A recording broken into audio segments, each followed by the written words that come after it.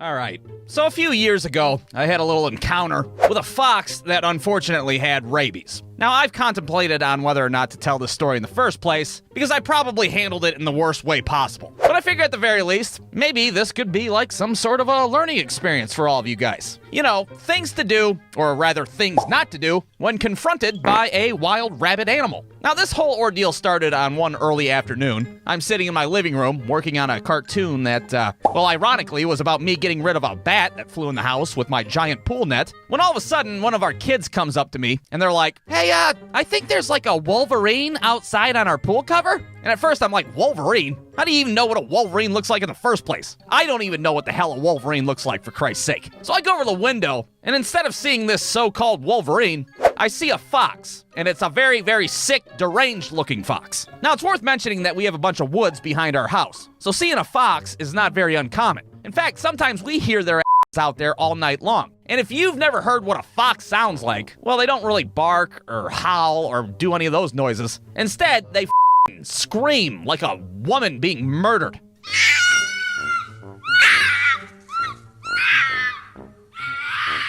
Yeah, that's what they sound like. The first time I heard that in the woods, I thought the Blair Witch was out there murdering people left and right. But apparently, that's just the sound a fox makes. I sure as hell didn't remember that from the old See and Say toy that I had as a kid. The fox says, "Ah!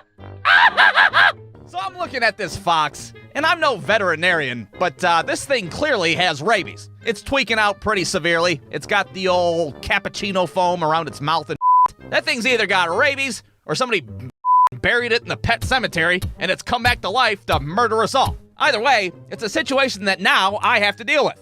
Now, real quick, can anybody actually tell me what you're supposed to do in a situation like this? Well, if you guessed, I don't know, don't go outside and confront a rabid animal, you guessed correctly. So anyways, I go outside and confront this rabid animal, and I'm fairly confident I can handle this situation. I was a Cub Scout as a kid. I got the rabid animal merit badge or whatever the fuck. Well, apparently me handling the situation turns out to be me just yelling at it from a distance. "Hey, quit it! Knock it off! Get out of here! Go f***ing have rabies somewhere else, you asshole!"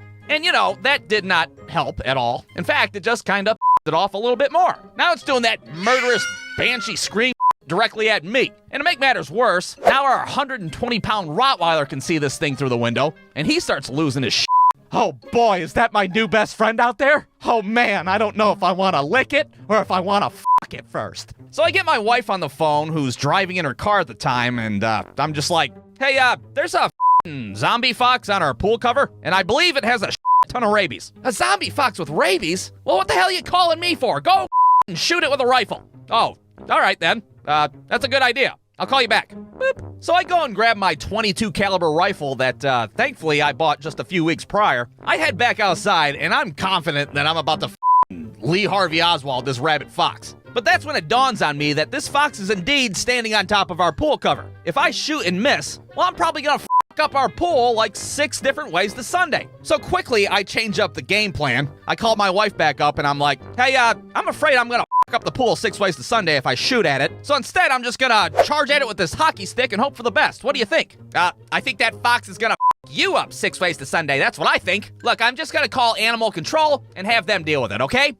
Now, this is what you're supposed to do in this situation. You're supposed to call animal control. Apparently, trying to fight a rabid animal with sports equipment's frowned upon. What the ever. Now, I don't know if it's just our local animal control or what, but they were not very much help in this situation. "Good afternoon, animal control. We have a zombie fox holding our pool hostage. Send back up with lots of ammo." What? You said it was a fox?"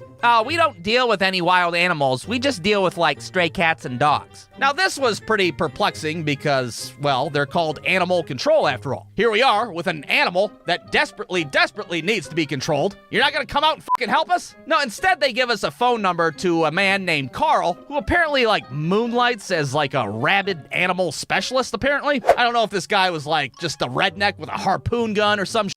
But what I do know is that when we call this, he didn't answer his fucking phone, so we have no idea. All right, so we tried yelling at the fox, a rifle, a hockey stick, animal control, and then Carl the bounty hunter, and yet here we are, still have a rabid fox on our pool cover. Well, eventually, we get the local sheriff to show up to our house. And at first, this guy was like as helpful as animal control was. Well, what do you want me to do? You want me to try to shoot at it? I mean, I guess you're a sheriff. You're probably a better shot than I am. Oh boy, I don't even know if I'm allowed to shoot at the damn thing in the first place. So this guy literally pulls out his phone and calls up his boss. And he's like, hey, we got like this fox holding this guy's pool hostage. Am I allowed to shoot at it? He wants to know what happens if I accidentally shoot your pool. Well, that was what I was trying to avoid in the first place. Okay, yeah, he doesn't want us to shoot the pool. Uh-huh.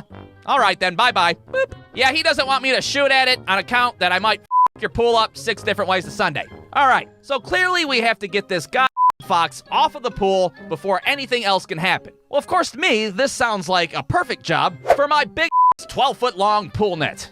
Now, side note, I just want to say, I'm so grateful for this pool net. It has bailed my ass out multiple times when I've had wild animals on my property. If it was a person, I'd have to buy it a beer, probably 12. All right, so now with the big pool net in hand, we come up with the final game plan. And that is the sheriff's gonna scoop up the fox, fling it into the yard, and that's where I'll be, sitting there like SEAL Team 6, waiting to take care of business. So this guy approaches the fox with my giant, unwieldy pool net, and I don't know if this was like just another Thursday to the dude or what, but he nonchalantly scoops the fox up, and then he flings it into the yard like a goddamn lacrosse player. All right, time for my big moment. I raise up my rifle and I'm like, this is America, and we don't negotiate with terrorists. I squeeze off like half a dozen shots, and you bet your every single one of them missed. It wasn't even close. I was like a cartoon character shooting a silhouette around this goddamn fox. The sheriff's up there judging me hardcore. This guy was a Cub Scout? My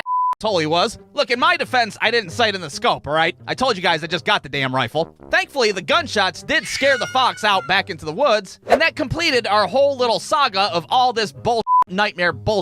All right, well, I guess that's settled. Holy hell, some Lee Harvey Oswald you are. God damn, your wouldn't even have hit the Lincoln Continental shooting like that. So I go back into my house, bewildered, wondering what the hell my life is these days. Meanwhile, our dog's staring at me like, oh, why'd you scare it away, you hat? Now who's gonna be my best friend? Now you might be sitting there like, well, what happened to the fox? Was he okay? He just scampered off into the woods? Well, what are you expecting, a happy ending? All right, let's give it a happy ending, I guess. And so the fox scampered into the woods, it fully recovered from rabies, it got married and had lots of fox babies, and it definitely didn't die a slow and very horrific death out in the woods.